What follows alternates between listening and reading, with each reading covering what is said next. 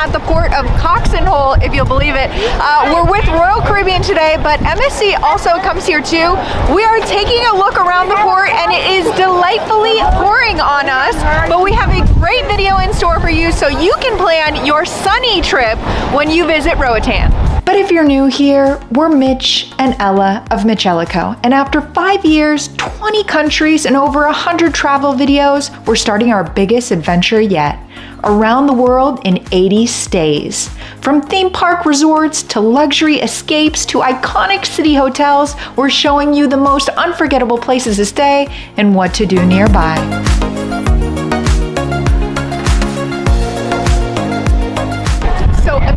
As you come off the ship, you're in the port. It's not a long walk at all. You're going to take a right if you booked Royal Caribbean cruise excursions today and you wanted to make the most of the day. We're going to show you what it looks like and then double back to the shopping area. So any Royal Caribbean cruiser or cruiser in general knows that you need to have the app with you, but some of the ones that you can book is private beach tours. They're $90 per person. There is even a Ultimate Extreme Adventure Combo for $144, a golf cart excursion for $340, they must go everywhere, and a jungle ATV. So it's very jungle-esque in your adventures. If that's something you want to do, trustworthy booking site, but then you have to be out here when they call for you, and this is where you go. We have made it to my all-time favorite, a life-size map so you can't get lost. What I'll say is this port looks so new, and it's because it got a huge refurbishment in 2024. It's actually from the 90s, but they did a spectacular job. We'll show you around. Just so you guys know, we investigated it for you, and those gorgeous escalators lead up to a little mini place to shop, but mostly the bar and restaurant. So if you are hungry, I'd say come up here, but if you're not, then maybe you don't take the escalator because they are very persuasive in trying to get you in the door. If you didn't see it already, we were in Cozumel Port yesterday, which is like the biggest in Mexico. But this one is so pristine. You can see in the stores when we're shopping around, it just looks brand new everywhere. And this is a great place to buy things, I would say, halfway through your trip.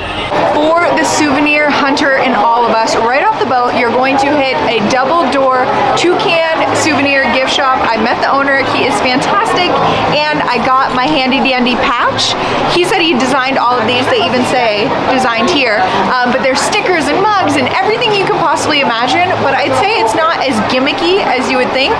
Great quality, so I highly recommend coming here. I don't think you can come to a cruise port and not try some sort of local alcohol. Tequila is in here, but I just love this store. I'm telling you, every store that I walked in, it just looks brand new, pristine, and makes me want to buy everything. Welcome to the wind and rainstorm. We have made it to the pool party, which hopefully you will be making use of when you visit. There are hammocks, there are massage areas, and there are even inflatable giant towers where you can have all your liquor and beer and everything covered, which might be your cup of tea. But there's all these white huts, uniquely themed. There's taco lovers, tiki bar, and another one as you come in to grab your drinks and food and wander around. Again, this place is 2024, so it's very new and beautiful. Now, normally I could see this as a perfect scenic backdrop to your massage where you're relaxing and you're on a tropical vacation with your gorgeous cruise ship in the distance.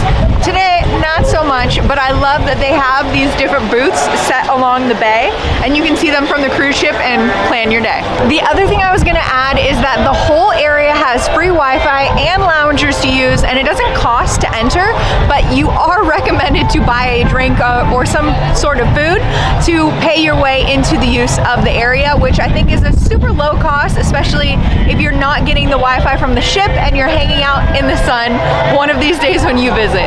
I found the sign. It is all the way as you walk the curb and then land at the Blue Parrot restaurant, but the port, I love this sign as a backdrop, and then the yellow vivid colors, it just comes through vivid colors everywhere.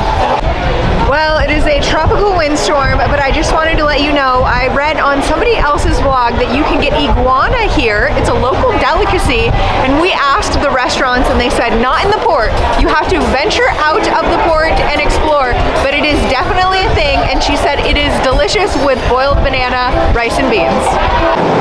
If you didn't have enough unlimited ice cream on your cruise ship, you can also stop at this specialty store, which I love the pink quartz and the design aspect in here. It's attracting me in, obviously, but the ice cream is what you really have to try.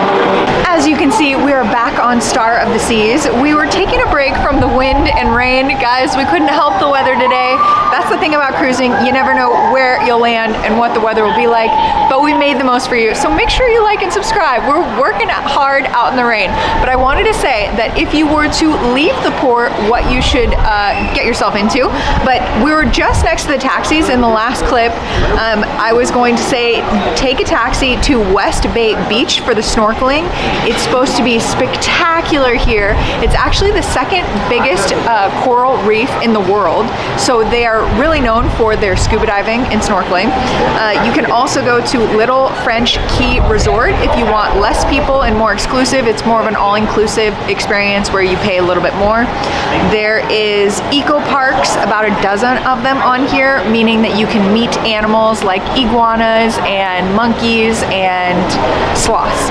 And then there is a rum company, chocolate companies, pretty much snorkeling, yep, all that good stuff. But the last thing I'll say is I did see on somebody else's countdown that the #1 thing they'd recommend is hire a private driver to stick with you and then go to the excursion stops all by yourself. So you go to the rum, you go to the chocolate, you go to an eco place and meet animals and make a whole day of it.